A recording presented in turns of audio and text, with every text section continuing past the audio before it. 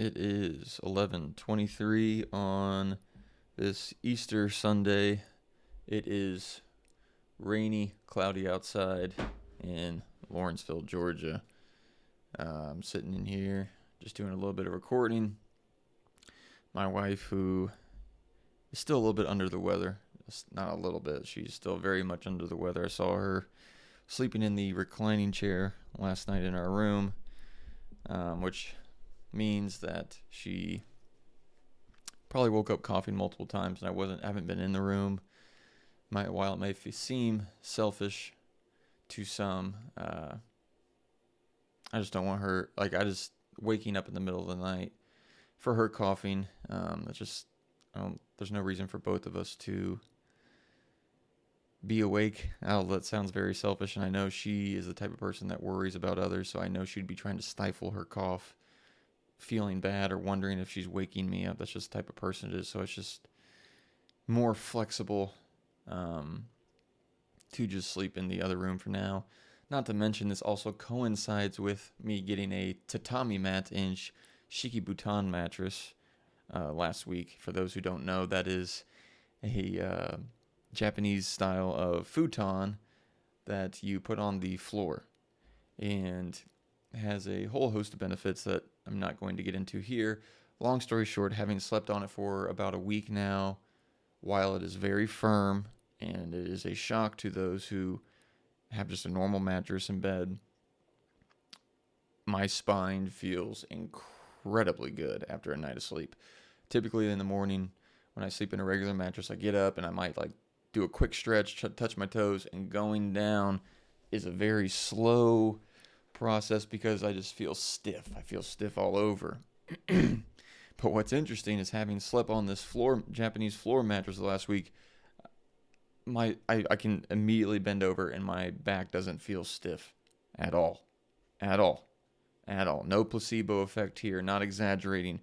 I can feel a night and day difference, and I almost want to go back and sleep on the mattress just to see, how was it before? Was I really that stiff to notice a difference?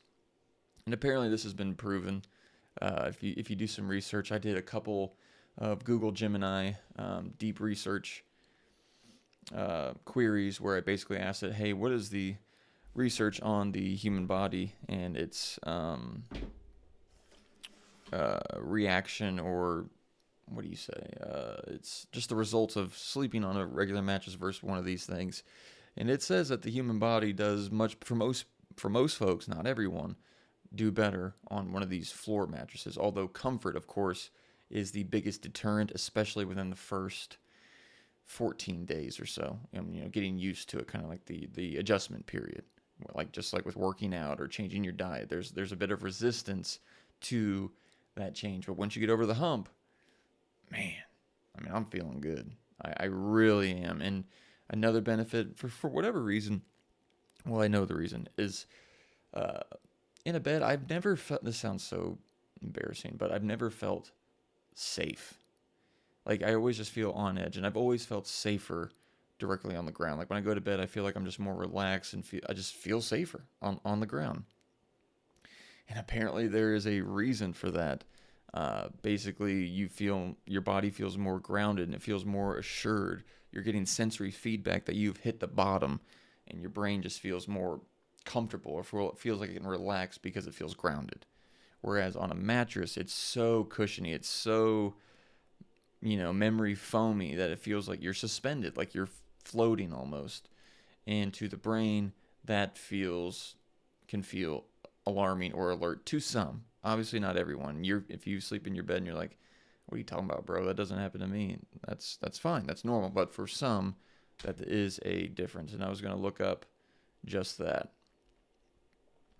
I was looking up object in motion stays in motion. I don't know if you remember that, the law of inertia. Anyway, I need to figure out a better way to, if I could, can I just speak? Hey there, can you hear me?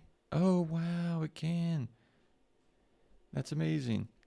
All right, so then I'm going to ask, is there a known phenomenon or thing where a person who sleeps on a shikibutan on the floor can feel much more grounded or safe versus being on a memory foam mattress. I've heard that being suspended, or that feeling of suspension or floating on a regular mattress, to some people's brain can make it feel like they're not as safe or as grounded as those on the floor. Is there any scientific literature to that?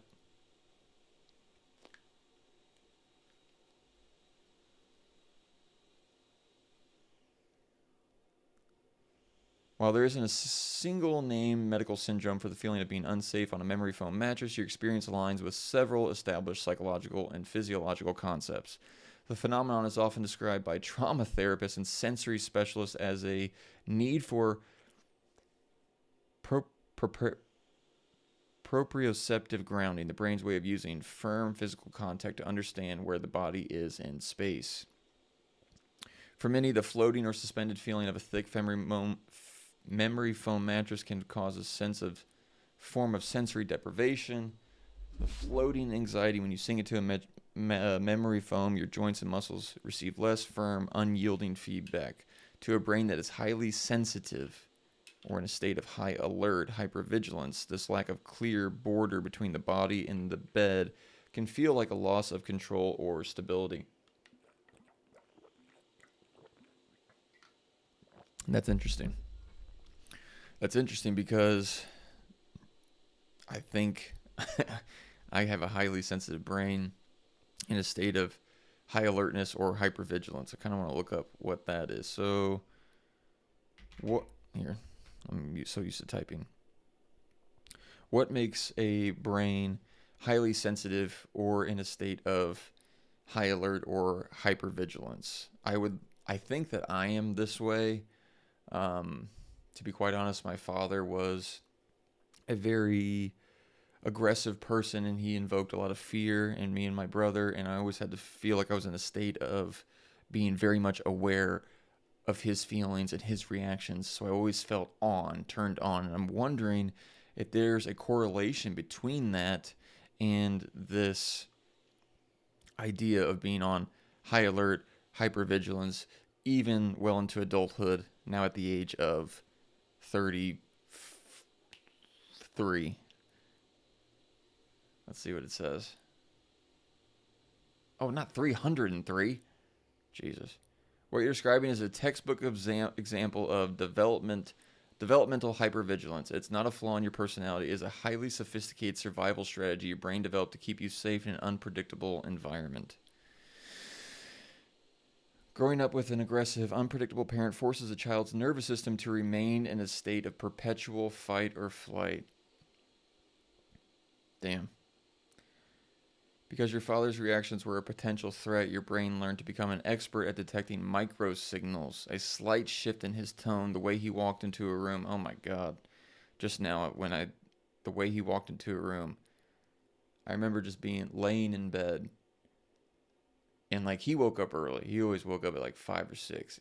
And you would just hear his foot. He would stomp through the house. And I remember just hearing his footsteps. And like kind of wondering, oh no, like is he gonna come to our room? And sometimes he'd walk past, or sometimes he'd open the door, and wake you up, and just or a specific facial expression. Oh my God, the face of this. That's how you know he was mad. Emotionally hyperfixation, you mentioned being turned on and aware of his feelings. Yes, emotional hypervigilance, where you scan others' moods as a matter of survival. I wonder that's why I'm so good at being able to read people. I feel like I have a very empathetic, empathic person, and I wonder if that's why. When this happens during critical years of brain development, high alert becomes your nervous system's baseline. Even at 30, your brain may still be scanning for a predator that is no longer there because it hasn't received the message that you can finally be safe. Wow. Shows that chronic stress physically reshapes the brain. Overactive amygdala. This is the brain's smoke detector. In hypervigilant adults, it is often enlarged or hyperreactive, sounding the alarm at even minor, non-threatening stimuli. You may be prone to an exaggerated startle response, triggering a physical defense. The link to your sleeping preference. Your preference for a firm, cheeky baton on the floor is very common grounding behavior for people with this history. Wow. That makes me a little sad. It's like I know all this. I know my dad was nuts and very anxious growing up. Very anxiety inducing environment for all of us. For me, my mom, my brother. Definitely felt like we were walking on eggshells all the time. Wow. It's just crazy that having those experiences early in childhood can influence something that I'm thinking about now here at 33 years old, and like, oh, I love this Shiki Bhutan floor mattress. It feels so good. And while it does have some benefits, like it does have proven back benefits, like I said, my spine feels so much better. But even just digging a little bit deeper, I can see that there's another psychological benefit that makes me so drawn to it that my wife, for instance, maybe not so much. She would be like, probably, I mean, she sleeps fine. Like, she doesn't feel worried or whatever, like the grounding benefit of feeling safe on the ground the way I do. And it can be very much correlated to your upbringing. Mm. Hmm. Moving on. Well, okay. Anyway, we'll go to something else. That was, I don't know, that brought up some emotion I wasn't expecting to have. I guess it just kind of makes me feel sad for that kid, for that little boy, and looking back, it at the time you don't think anything of it. It's normal. It's what you know. It's all you know. And then as an adult, when you have more perspective on it, and you see that that's probably not the way people should be treated, or how they should grow up. And I especially think of my wife being 8 months pregnant, or where are we at, 34 weeks, so 8.5 months pregnant, and we're expecting our first. And of course, our daughter will not be in that environment. She will not be constantly scared or worried for her safety the way I was. And it just kind of hurts my heart a little bit that I had to go through that. Not in a all woe is me, but just feeling bad for a person like you would anyone else. Like you would if you heard one of your best friends or someone that you care about had to deal with that growing up, and how there's a long reaching effect of those of that person of that environment throughout their life. And it often is the case that people are a product of their early childhood environment, with especially without deliberate awareness and intentional change. Like, I would like to think that I do a fairly decent job of trying to work on these things. I'm a big meditator, and trying to be aware, almost you could say hyper vigilant, of how I feel and what I'm thinking. And of course, there's a middle way to that. There, like anything else, there's a happy medium. You don't want to be so hyper vigilant, constantly checking in with yourself, constantly critiquing and judging yourself for the way things are, and how things back in the day made you this way, and beating yourself up for it. Yet at the same time, without any level of awareness, you are just simply a victim, or a passenger to your conditioning, to how you were raised. And you don't want to be that way either. So there's a middle way to this, to be aware, to know these sorts of things, to know that you're how some of know your habits, to try to work on them, yet at the same time not be so hyper vigilant and beat yourself up. It's like everything, a balance. Okay, so now I think I will truly switch over. The other thing that's been on the mind yesterday, as I hear my wife coughing in the other room. Poor thing, she's been sick for going on a week. She's definitely better, definitely a lot better. It's just a slow process because she's also growing a baby. I mean, baby's at 5 pounds now. Going into 34 weeks, we're at 5 pounds for that little stinker.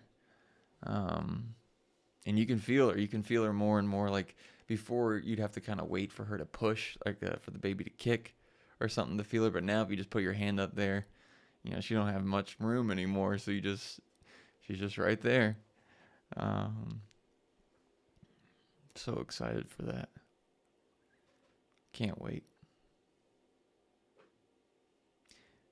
As I was saying yesterday, what's been on the mind is the YouTube simplification. Basically, so there's been a kind of de-evolution, devolution, whatever you want to call it, where we're kind of going backwards and we're simplifying things significantly. So it's probably been about a month ago. A month ago, I was at the point of making whiteboard videos. So I had an idea where you could see it right there. That was the whiteboard. I would go up there.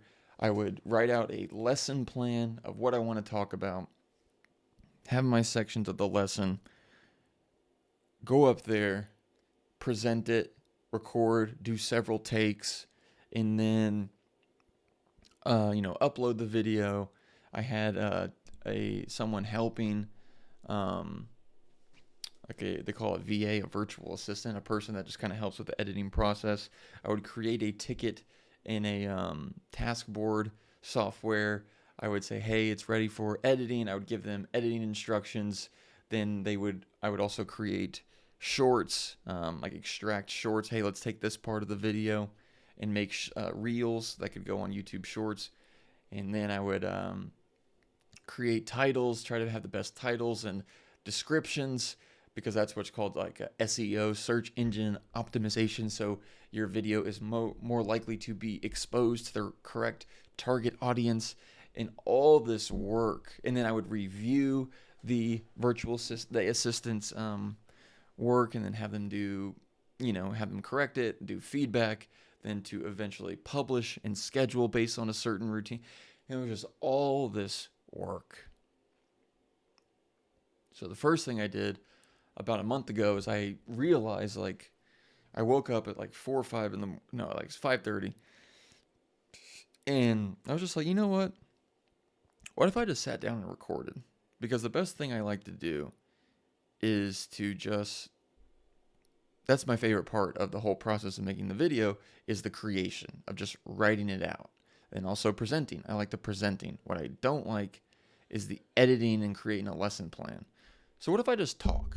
What if I just remove the board, not always try to find a lesson plan, and let's just talk about whatever. So we did that. And then I'm like, what if I could simplify further? I found a software called Opus Clips that would allow me to just take my video, immediately upload it, and it creates the shorts. And if I simplify my thumbnail, the picture you see before you click a YouTube video, that's the thumbnail. I have words on it, or like an expression or whatever, that's a thumbnail. And then instead of creating a fancy thumbnail, what if I just put text on it? Well, so if I do that, and I just use this software to do the shorts for me, don't do any more editing of my videos, and I could just have a simple throw on some text for the thumbnail, I don't really need an assistant anymore. And then I don't have to go back and forth anymore. I don't have to create those tickets anymore. So the process simplified even further. And then yesterday, after about a week or two of uploading these shorts, which the Opus, it can create the shorts fast. I did 35 shorts from like 6 or 7 videos. Bam, bam, bam, knocking them out. 1 subscriber out of 35 shorts that were published and viewed by the public. One said, I like that channel and want to watch more. And as I learn more about, there's a whole thing called YouTube analytics where you kind of learn about your YouTube channel and how it performs and how to make better decisions based on the data you've been given.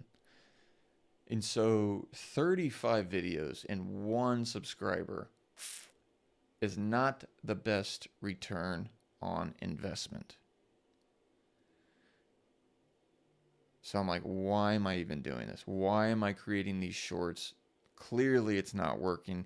The effort I'm putting into it is not getting me to a more growth of a channel.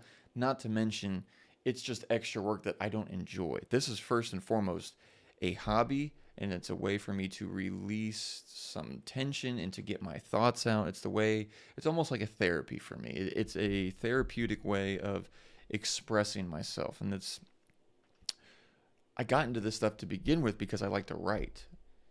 Writing, speaking, they're ways that I like to express and help me interpret my life and my own ideas, and I have fun with it. The shorts and doing this YouTube shit, like all the extra stuff that comes along with YouTube, I hate it. It's not fun. It feels stressful. It feels like work, and I have enough stress and work in my life, and I don't want to add any to that. So I'm like, all right. If the shorts ain't even worth it, like if it was stressful, but I was getting more exposure, more people were watching them, then like, okay, it's almost like a necessary evil or has a good return on investment. But clearly that's not the case. So I'm like, let me just quit doing the shorts.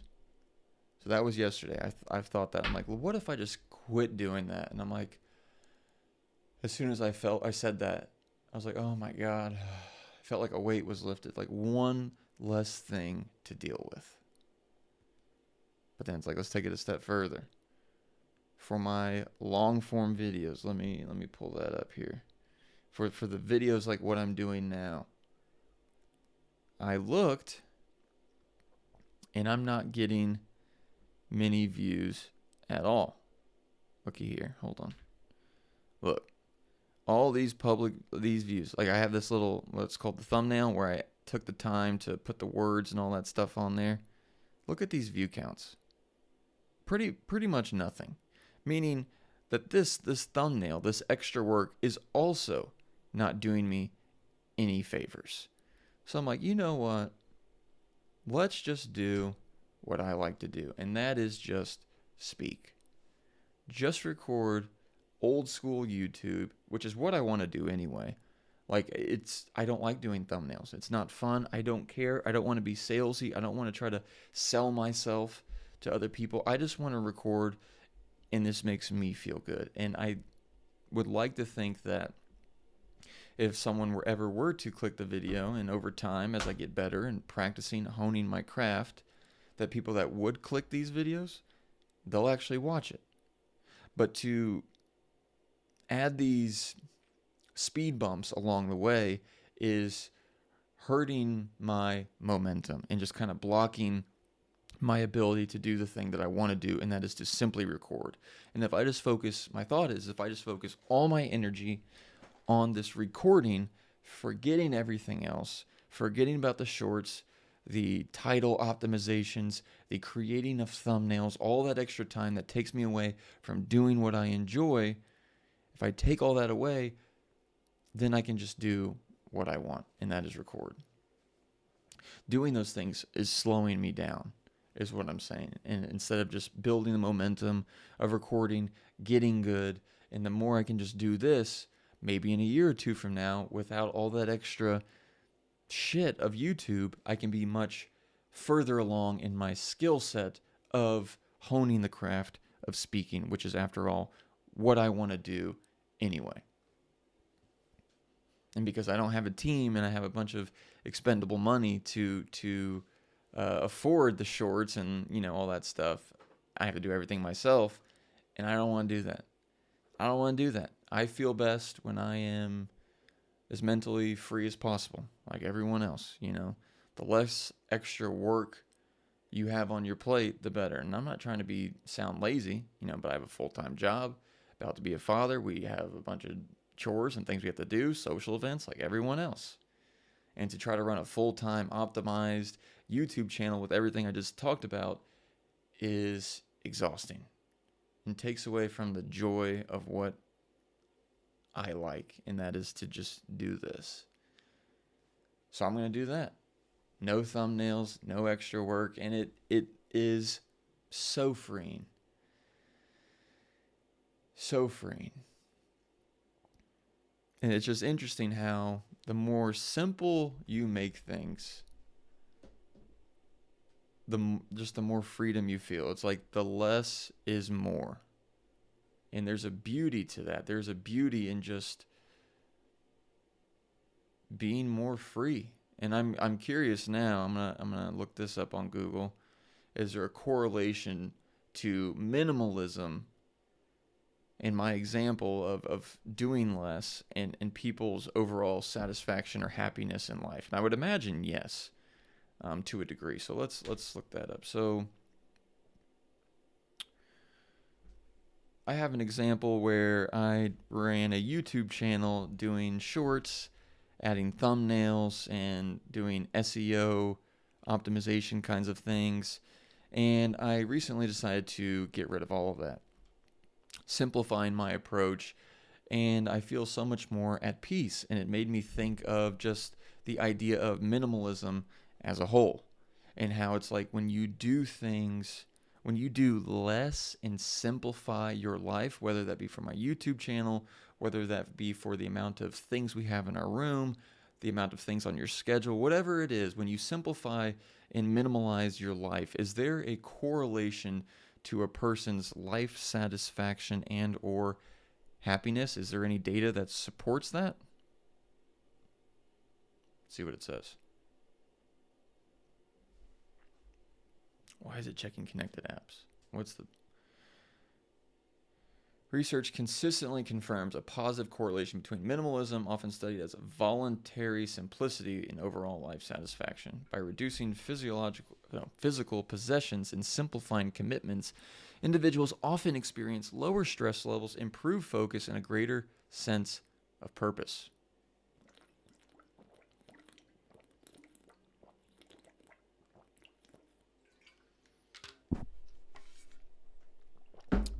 Yep. Scientific studies found that physical clutter directly increases cortisol, the primary stress hormone. Conversely, organized environments are associated with more positive emotions like calmness. Mitigating decision fatigue, simplifying choices such as what to wear or which digital tools to use, preserves mental energy for more important career or personal considerations, leading to wiser decisions and less daily exhaustion. Key drivers of happiness and simple living. While owning less is part of the equation, research highlights that the reasons for simplifying are what most strongly drive well-being. In 2025, man, I'm a mess.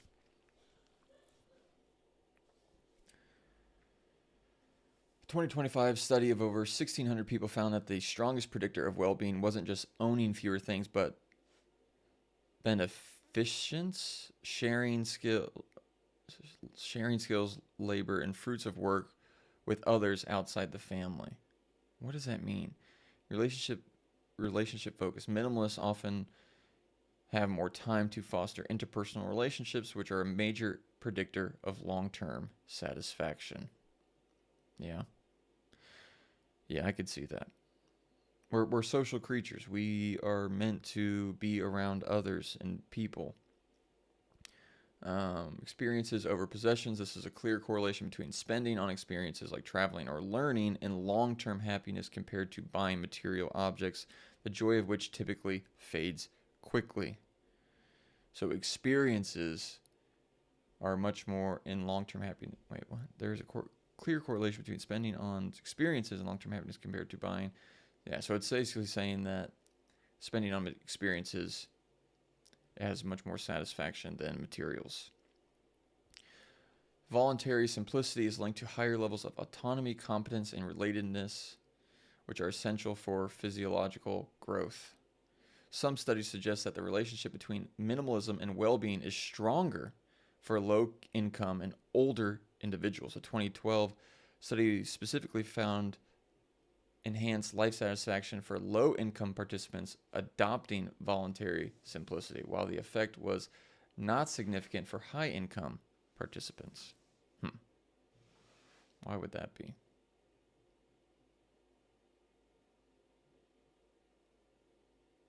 Recent research indicates that women may experience greater well being benefits from simple living than men, particularly in areas of meaningful purpose.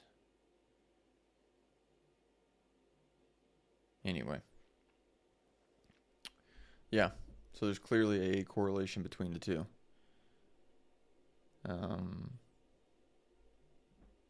Pretty cool. Yeah, I noticed that in my own life, and it tends to be with everything. It doesn't matter what it is, whether it's possessions, like getting rid of clutter. Because like if you have a cluttered room, because we've all been there, where you have a room that's dirty, full of stuff. Maybe you just moved. Maybe you just got a bunch of Amazon boxes in a room and you haven't gotten to them yet. Whatever it may be, if you have a room that is cluttered, it stresses you out. It feels like a lot. Or whether you have tons of things on the social calendar for a weekend. Maybe y'all are booked solid, and it's everything you want to do, like all those things and commitments. Like maybe you want to be with all those people, but it can add up. And on Sunday night, if you're busy, you have something Friday, maybe you have something Saturday morning, Saturday night, and a thing on Sunday. By Sunday night, you have to go back to it. Just feels like, oh, like you didn't get a break. And so there's just value in emptiness. And it's not just doing, it's not just things in a room. But what about, well, doing and things in a room? What about the activity of doing, such as thinking and the thoughts that occupy your brain, and having a kind of cluttered brain, so to speak, having so many thoughts going on all the time and you just feel just overwhelmed and stressed? That's another way to feel like it's all too much. And if anything, this is one of the biggest, I think, contributors to life satisfaction. I kind of want to look that up next. I kind of want to ask Claude because... Wait, can I do that here too? Let's see. Whoops. Hold on. You can see my stuff.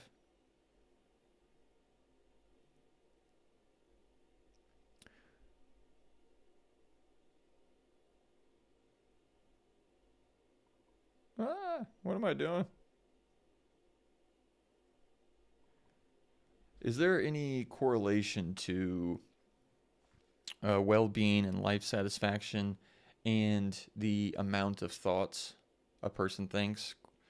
I just been looking up, and it sounds like minimalism and doing less equates to overall life satisfaction and more contentment.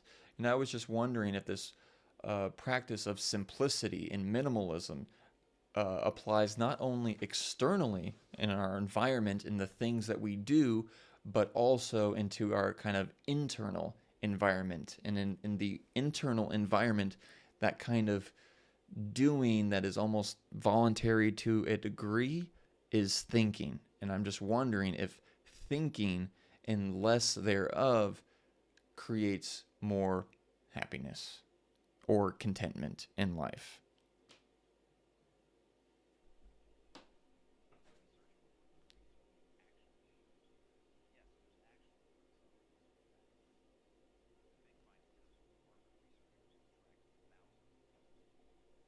Whoa. I don't know if you guys heard that or not, but it was talking in my head, so that was scary. God, I wonder if that was in the video or not, but basically it was just responding to me. Okay, so yeah, there's actually Solid research backing this up. The big finding comes from the Harvard researchers who tracked thousands of people's happiness in real time. What they found is that people's minds wander about 47% of the time. That's that famous study. That's a study I've seen 1,000 times now. Well, probably not everybody's seen that. I can look that up in a second. And when that happens, so when their minds wander, when that happens, they're measurably less happy, and around 56% happy compared to 66% when they're focused on what's actually in front of them. I don't know if my brain is not working or I just... All right, so what did they say? And when that happens, they're measurably less happy, around 56% happy compared to 66% when they're okay, so they're saying they're happier, about 10% happier when they're actually focused on what's in front of them, whatever that is. And that's kind of the key thing of mindfulness. The thing is, it's not really about the total number of thoughts you have. It's more about whether your mind is in the present moment or off somewhere else. And here's where it connects to what you're saying about minimalism. When you reduce external clutter and stimulus, you're actually giving your mind fewer reasons to wander in the first place. That makes sense. When you have fewer things in your environment, whether that be doing or physical things around you, there's less stimuli to then come in and then create that thinking. So it all works together. You're actually giving your mind fewer reasons to wander in the first place. It's like creating fewer thought-generating situations. The research on minimalism specifically mentions that clearing physical space helps reduce obsessive thoughts about the future and past, which feels very much like internal minimalism. But there's a nuance that might matter for you. Sorry, my damn cord got stuck. The presence aspect from your practice tradition seems to already be addressing this. You're not trying to think fewer thoughts in some rigid way. Right, of course. You're training to stay here. Does that distinction land? Yes, of course. So it's basically just saying, it's not like you're trying to think, right, it's the curse of knowledge. The idea, curse of knowledge, so that's like the idea that if you know things, then you forget that other people may not know it. I'm not trying to sound like a douche. It's just, this is my world. I love this stuff. This is my biggest passion. So you're not trying to think fewer thoughts in some rigid way. You're training your attention to stay there. I just know what that means instantly because I've had to relearn it 1,000 times. It's basically saying, with this whole idea of minimalism, for thoughts specifically, you don't want to try to clean them out by force in the same way you would clean a room or free up your calendar by physically doing something about it. With thoughts, you simply just want to be aware of them. When you're just aware of them and not reacting to them, you just give them a container to live their little thought life, and then they just dissipate. They do their own thing on their own. What we often do is when a thought enters our head, we're not even aware that the thought's really there, and we're just thinking. We're not even doing the thinking. Thinking is happening to us.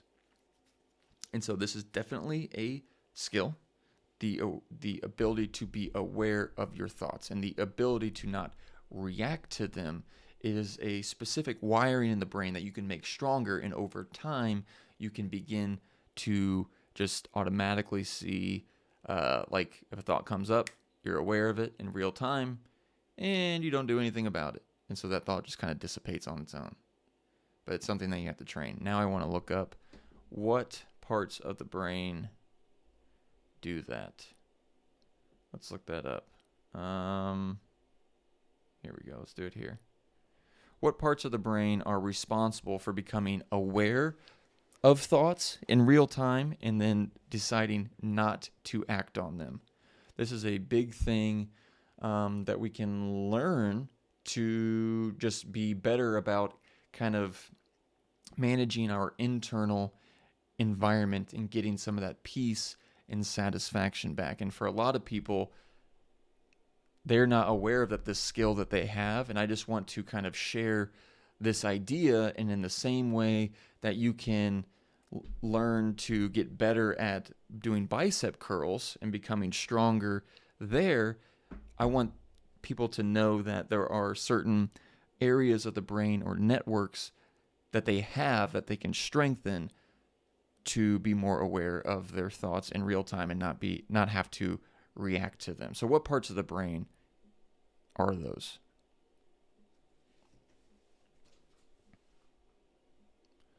The ability to become aware of your thoughts in real time, metacognition, and then the consciously deciding not to act on them. The inhibitory control relies on a sophisticated collaboration between several key areas of the brain's executive network.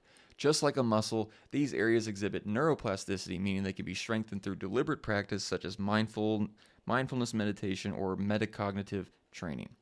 So the observer being the awareness part. The prefrontal cortex, particularly by the anterior PFC and the dorsolateral PFC, acts as the brain's command center for thinking. And now I'm not showing you this to say to memorize this shit. Not by any means. I just want to show that there are parts of your brain that do this, and if you engage them, if you practice this, if you label to yourself thought, foot falling asleep, looking over there, you're training these parts of the brain to notice them, and you can be aware of them more in real time, and they don't have to become mental clutter by our constant reactions. This region, when you notice your mind is wandering, this damn cord is going to be the death of me, bro. My God. Pissing me off. Hold on. Sorry about that. When you notice your mind wandering, a specific thought appearing, the dorsolateral prefrontal cortex helps you maintain your goal, staying calm and manage the thought without being swept away by it. The internal monitor, the ACC, serves as a real-time conflict detector. It identifies when a thought or impulse conflicts with your intentions, like just wanting to watch it, wanting to stay patient while feeling a sudden flash of anger. Yeah, it's a big thing to be able to notice your experience in real time. You know, it's and this is so hard to conceptualize if you've never done this yourself, but like right now, if you were to say, you know, blueberry boys big balls, if you were to say that in your head, say it right now, blueberry big balls, you know that you're not that thought. And you can do that for any part of your experience. And if you do that, the more you label your experience, the more you strengthen these parts of the brain. The insula connects your internal bodily sensations with your conscious thoughts. It helps you feel the physical signature of the thought, like the tightening in the chest or in a stressful thought. So you become more aware of the physical cues, serve as the earliest warning sign that a thought is taking hold. Right, I guess I never really realized that. So it's not even, I do that though. So it's not just the thought that you're becoming aware of, but then you can also become aware of how the body responds to that thought. Because that's happening too, because the body doesn't know the difference, and I've said this, the body doesn't know the difference between its external, its environment, where it's at, and then also the thoughts you have. And that's why if you just think something, you can start to, heart starts to race, start to breathe faster, your hands might get sweaty, because the body doesn't know the difference between what's going on in reality and in our brain. What the cool part about that is that also means you get to control your own reality through your mind, and you can strengthen these parts of your brain through repeated practice to have the reality that you want. So instead of being a victim of your brain, like a lot of people just say like, oh, this is the way I am because of this. Well, yeah, to a degree. Like me, with my hypervigilance and being on the floor sleeping, I enjoy that. Or, I like to sleep on the floor, and there are reasons for my conditioning. But at the same time, we can work on these different things to get better and to change our brain through practice and through repetition. And it just gives you power back. You are not necessarily a victim of your personality, but through repeated practice, you can change your personal reality. That personality, that's a line from Joe Dispenza. If you haven't heard of him, he's a doctor that does a lot of different meditation practices and classes and courses, and had very helpful meditations for me. I'm standing up now. That's why you see me moving up. All right. We are at 44 minutes, so that is probably good for now. A lot of different things discussed in this here episode, but yeah, that's really about all I have. It feels good to be able to just record this, not worry about the outcome or what's going to happen. I'm simply recording for my own benefit, and yeah, that's about it. So until next time.